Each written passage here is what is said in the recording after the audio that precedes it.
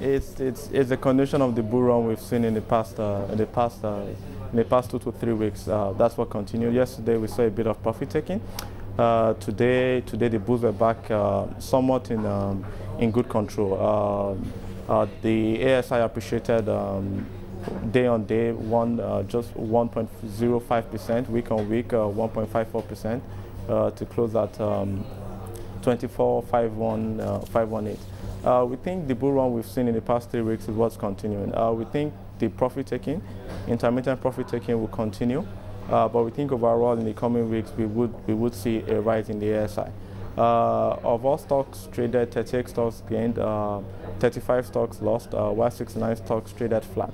Among the top gainers were 3 banks: Sky Bank, Zenith Bank, First Bank, and Fitsin Pharmaceuticals. Among the top losers were the construction guys. We had construction and cement company. We had Ashaka Sem, BCC, UAC Prop, and Alti Briscoe. So generally, what we think is the bull run we've seen will continue into next week, but we may see a more severe profit taking next week. Talking about profit taking, we saw yesterday quite an interesting development in terms of the blue chip stocks. Actually, profit taking place there, but some strength being found in the fringe stocks like Ijeke Hotels, Burger, Beta Glass. Why are investors turning towards these fringe stocks? Yeah, what we saw among the blue chips was that they were the first set of stocks to experience the bull run. So you had a lot of investors buying into those blue chip stocks.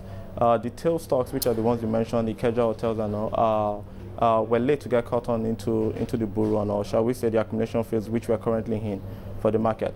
So what we generally see, I mean, it's part of the general known market dynamics. You have the blue chips, right, begin the bull run, and then you have profit takers come in there at the same time. The fringe stocks begin to catch on among speculators and retail investors. That dynamics is unchanged. That is what we saw. Is there a particular stock in terms of the small cap stocks that you're focusing on right now? We don't often talk about small caps, so I want to take this opportunity just to give them a bit of limelight.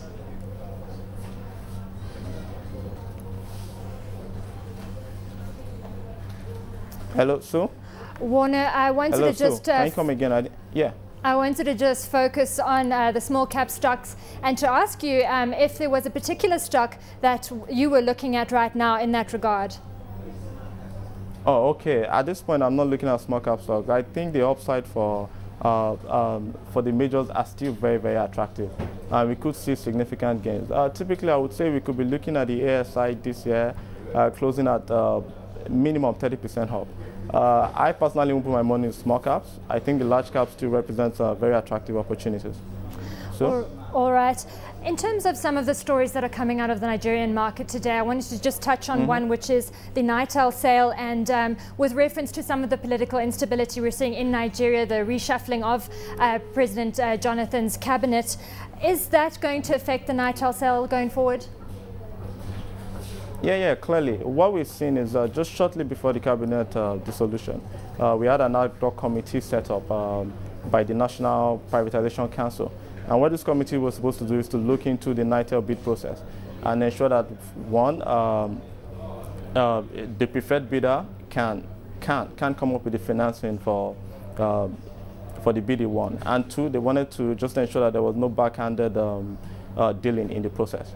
Once this is established, it is expected that the preferred bidders, will prevail.